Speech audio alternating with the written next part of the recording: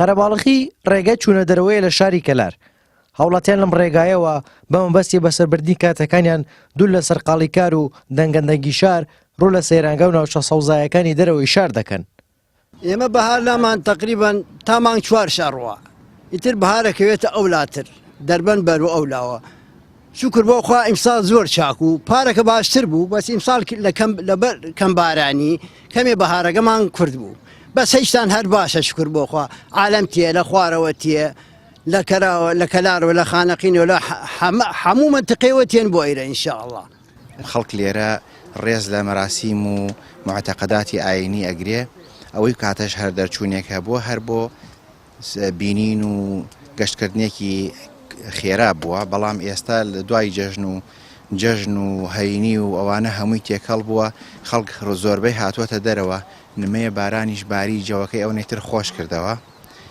ئەمساڵ بارانی لە سەرەتاوە کەم بوو، تۆزێ لە بارانەی کەوتۆتە دواوە، بۆیە بەهارەکەی ئەمساڵ درێژە و ئومێد دەکەین لای خوای گەورە سەوزایی تۆزێ پەرە پێ بدا و درێژتر بێ لەبەرەوەی خەڵکەکە زیاتر چێژ ببینن لە ئەم کەش و هەوا خۆشە.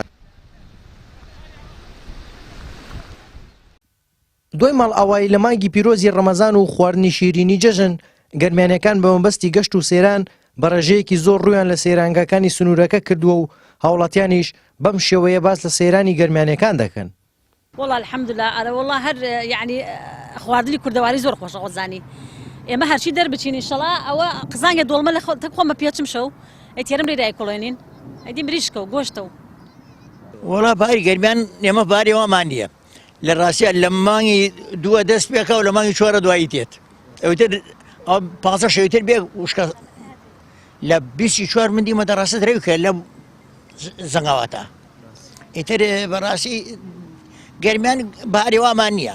سەیرانی ئینساڵ لە ساڵانە فەرقی هەیە. ئیسە یەکەم جەمعی دوای جەژنە بەڕاستی کەلار چۆڵ بووە، ئەکسەرێت یا لە شەمێران و قەرەداخ و بەرەو سەرتەک و ئیتر ئەڵڵاهوممە کەم کەسێک لە ماڵا جێماغا کەلایسە چۆڵەوانی بەخۆیەوە ئەبینێت. بەهۆی مانگی پیرۆزی ڕەمەزان و جەژنەوە بە شێوەیەکی گشتی بەهار و سەیران دواکەوتووە، هەر بۆیە هاوڵاتیان هەلی کەش و هەوا و پشی دوای جەژن دەقۆزنەوە و دەچنە دەرەوە. بۆ گەرمیانیەکان کە زووتر کەش و هەواکەیان دەگۆڕێت و گەرما زووتر ڕویان تێدەکات، دەبێت زووتر لە خۆ بکەون و خێرا چەند سەیران و گەشتێکی تێدا بکەن. هارون ڕەشید، کەناڵی ئاسمانی پەیام، کەلار.